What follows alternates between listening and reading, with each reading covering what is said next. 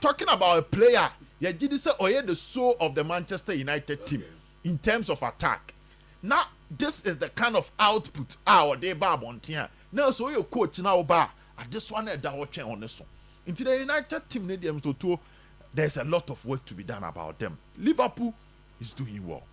But conceding one goal against Brighton. So I say Arsenal ball first, and Arsenal lose to Newcastle, and a City call down, and a Liverpool so call down.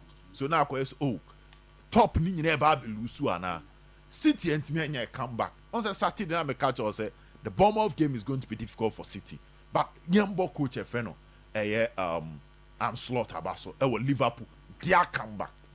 He gets his partnership right, to the front line partnership right.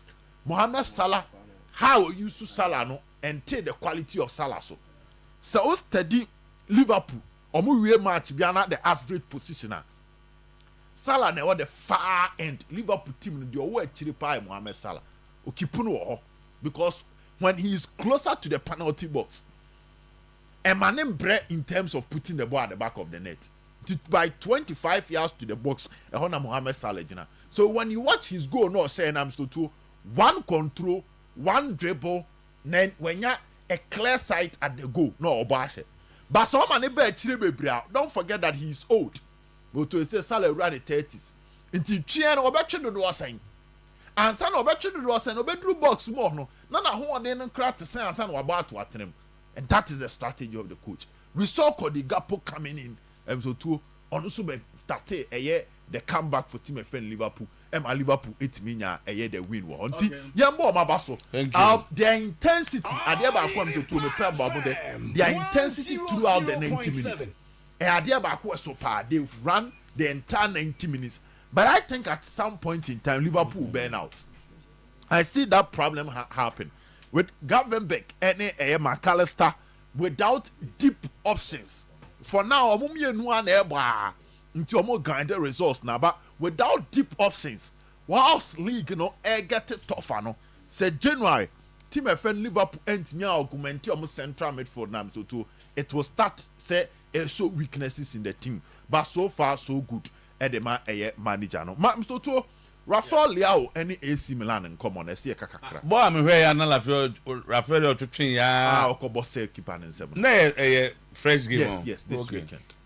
Now, I'm bisa coach Fonseca say they intino keep Leao on the bench. Now so to answer now coach in the mind I started in same baby. I say love to stick to na bench. In say Rafael Leao to na bench it is nothing. And a journalist necessarily bisa follow-up question said there be. And you love to cheek T-Penny Rafael Leao no say there be only team need will be higher pay. And I started a lot of issues. We're talking about the teamwork of the boy. Say he's more like an individual player. But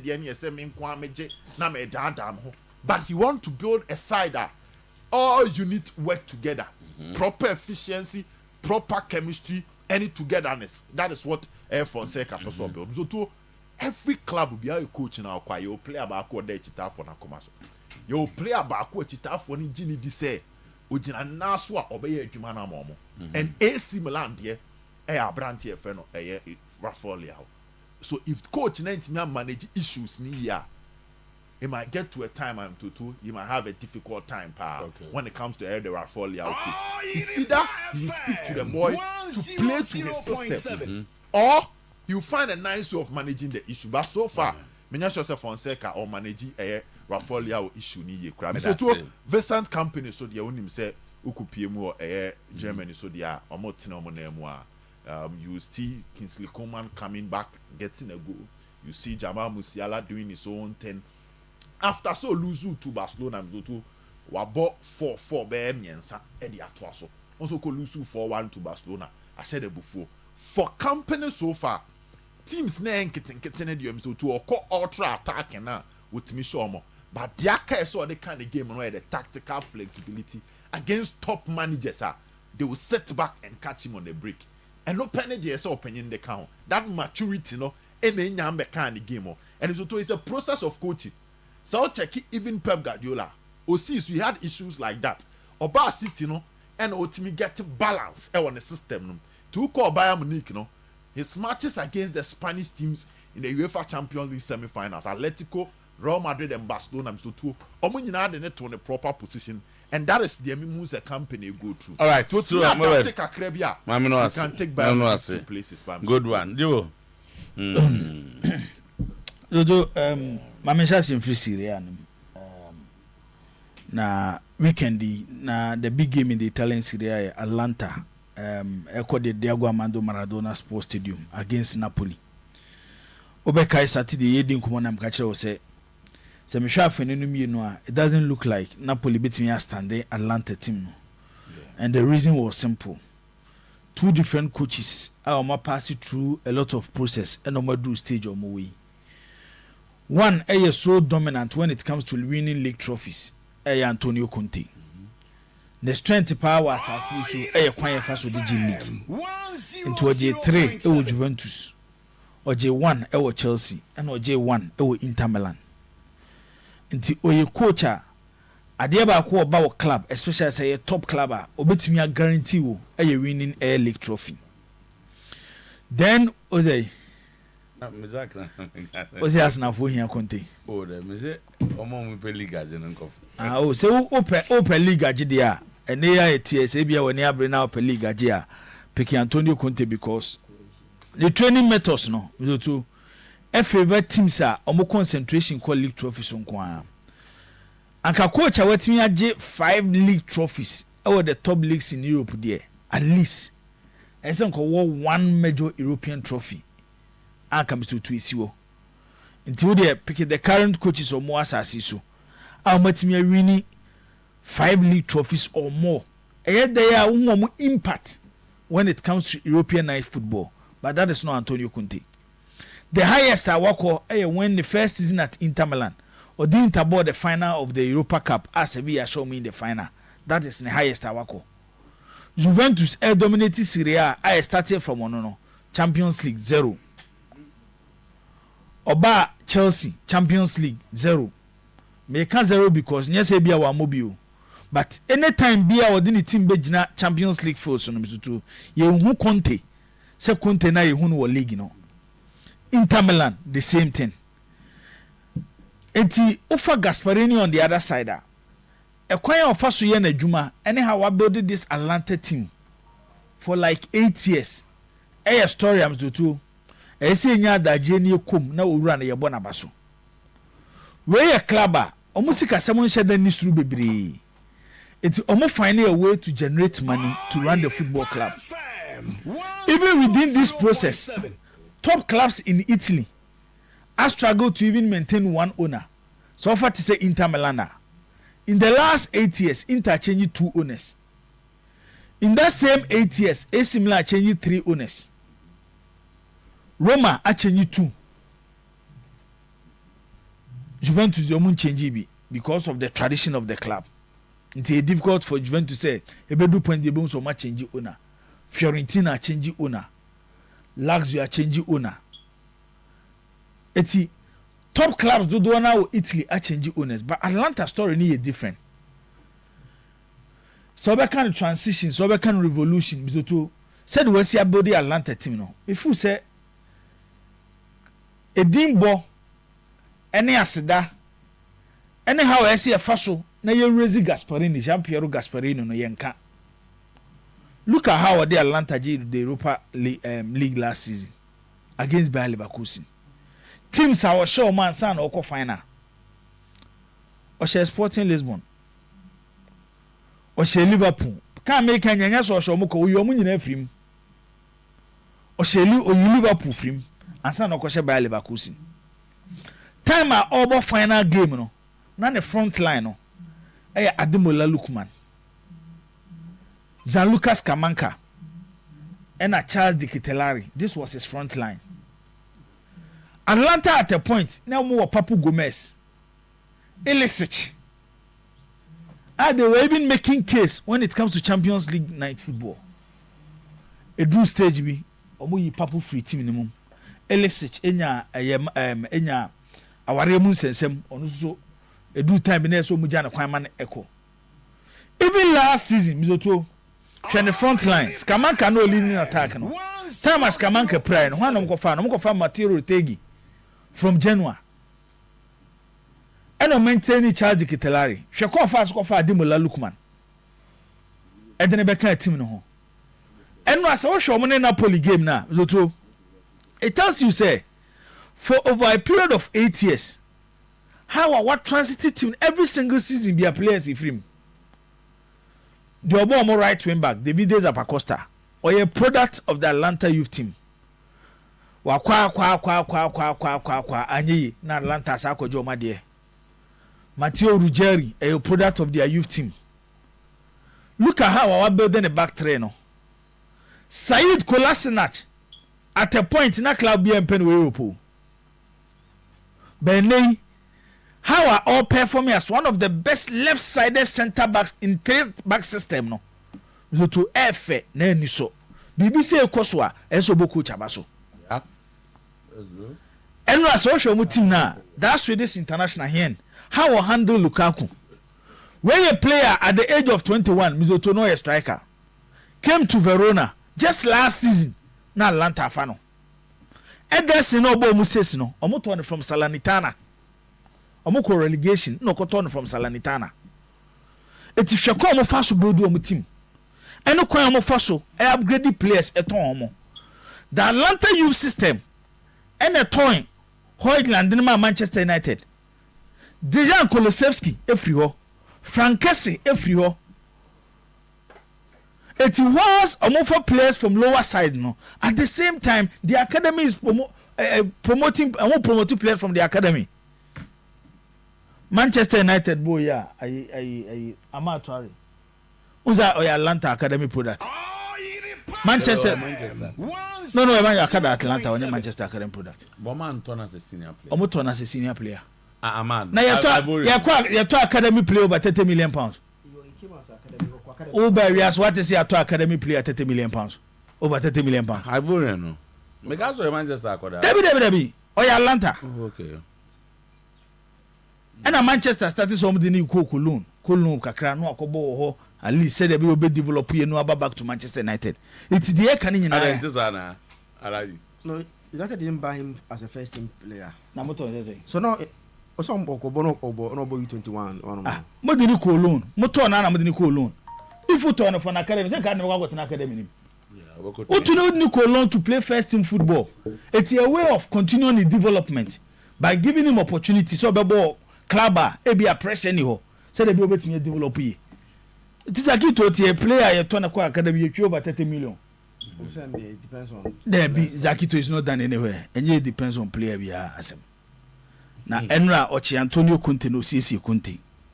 Conte team might be on top of the Italian Serie A, but Mizoto, I feel say a Juma Gasparini ayeno Atlanta. Anyhow, every single season no more 2 players, but Otimi replace players no. Otimi competing in top 4. MMO European competition, either Champions League or Europa. This season, if there is a club, I will deserve a position now Conte da. And I say if there is a club, I think say based on how Omunyo Marco Omu deserve to win the Italian Serie A, I think say Gasparini Atlanta. Ebe ha me pa say Gasparini dey carry abeba na wie. Na me to when win an Italian Serie A, he deserve it. And then Ademola Lookman etc the Diego Armando Maradona Sports Stadium. Eye nyoma kama ewo ho. Mamiwa ayi La Liga na kaka. Na me na siase e kan se bi wo akire ho. Emza asasi zumizo to tia na oya de nipa bibire ni de akira, you need a good PR around you. So the be a man for betimi a project o. Na also so ye kan yetimi abodin ni bi aka ho. Abrante na efe ne se Dani Olmo no. Ada na ye kan players o mo tia asasi so mo ni bobo aye mo ni din kan ho. So to di ntia. But say you have to do it at the top level before. No. And Kofobi would they are not close to him. I think something we should all look at. I didn't hear. So is sanity. No, even in the Premier League, they are very good players. You don't even mention. The Barca playing at the lower side. That's what Barcelona. Safina, also Baba Safin Nidin Kosoro. No, but yeah, the last is the World Cup tournament men are spring Koya. Sunday summer. Or balls. What do you say? Your boy European Championship was it the 2020 near born with England?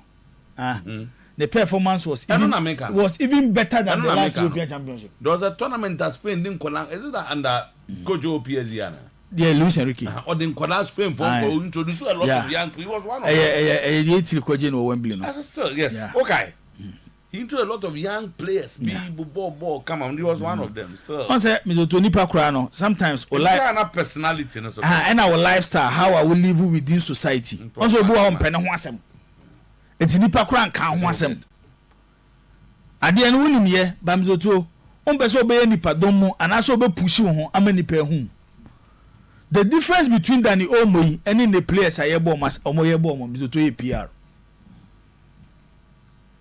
to dem be compare player be na wodin the position na obo no any like that say o dey emfa ne say Bruno Fernandes Olmo Bruno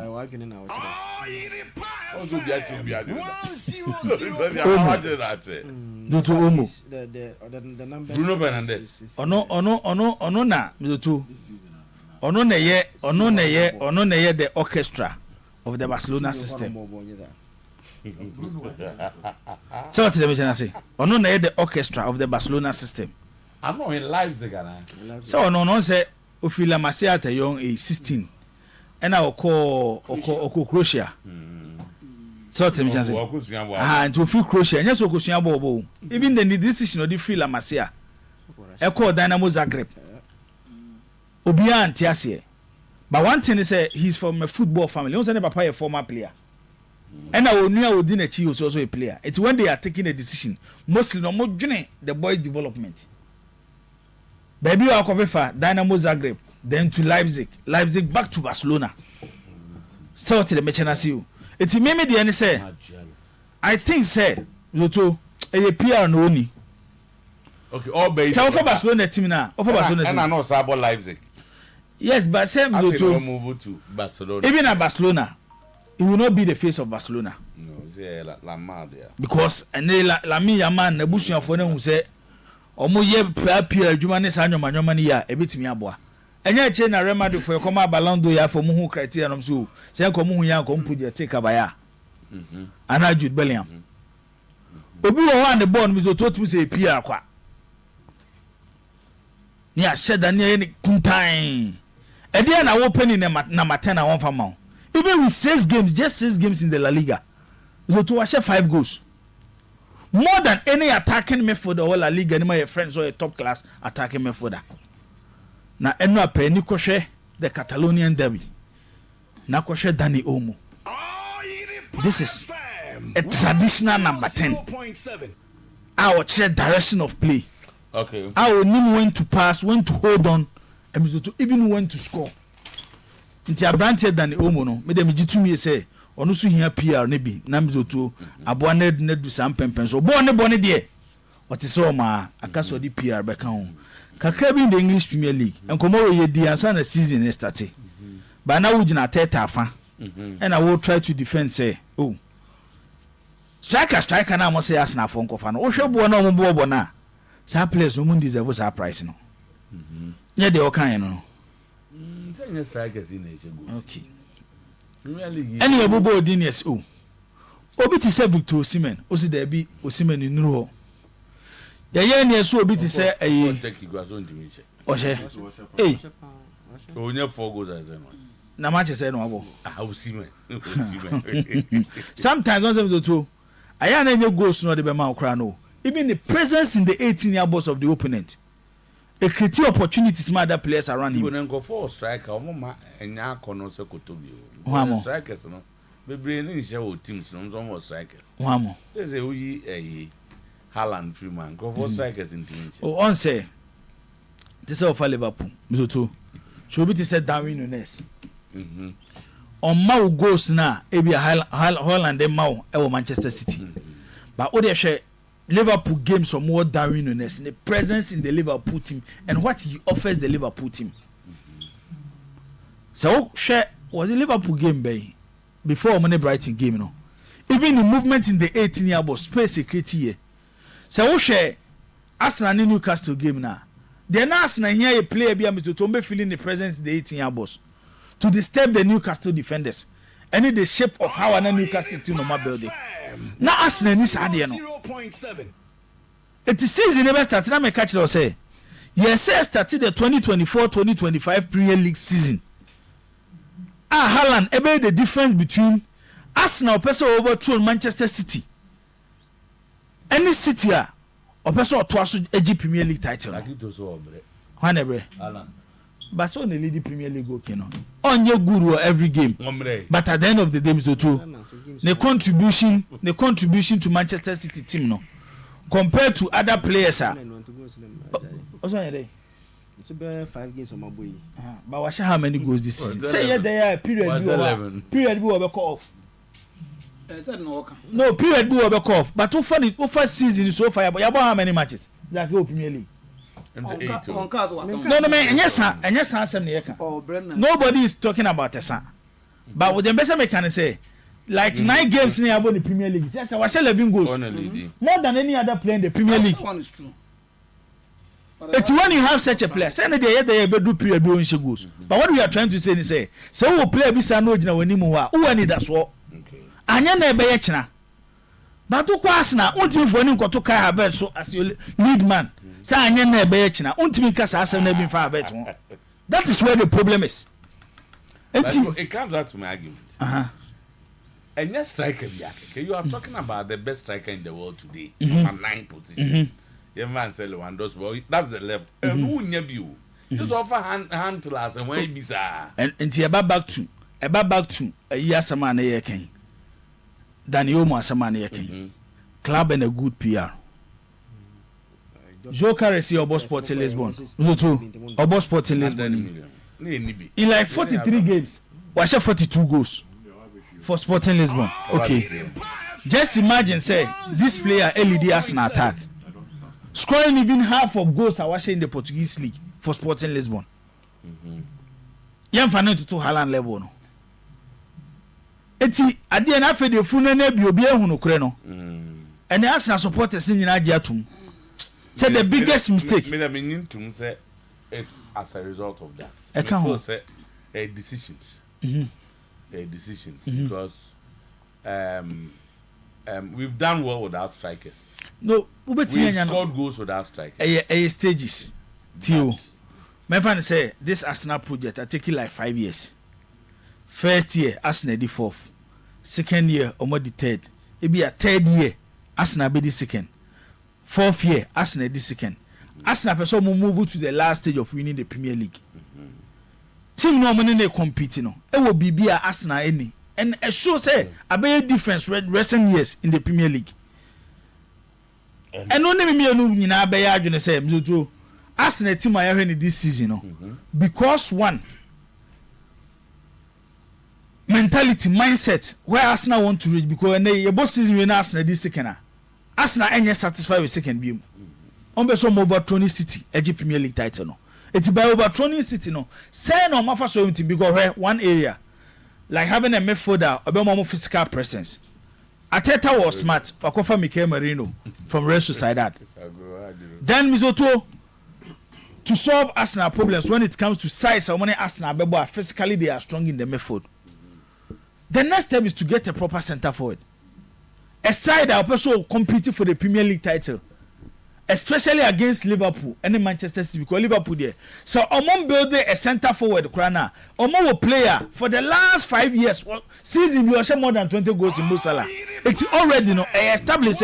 You have started Premier League now. Mo Salah will give you more than 20 goals. Right. Arsenal why? Bukayo Saka, Martinelli. They say me who say Arsenal for need Martinelli atem. Ba munya botre. Say Manchester for who Garnacho, amos mo who Garnacho. Mo who Martinelli. Say Manchester for who Garnacho, amos mo who Martinelli. Why? Manchester and Chelsea the any them too. A top game playing standard na two teams in the Maye. Because I share the Manchester Chelsea crash in the Premier League. These are two top clubs. How our person mobile only do I think the standard was low. Okay. The standard was too low. And yet two exceptional performance from the two clubs. Say utim mienuni o support to Manchester, o support to Chelsea. Asema e ka kire wa ne senya abotre. na fa race mu ko daakye enye mprimprin see ye kwaji Premier League ye koye sa nyoma. Thank you very much, Captain. Mr.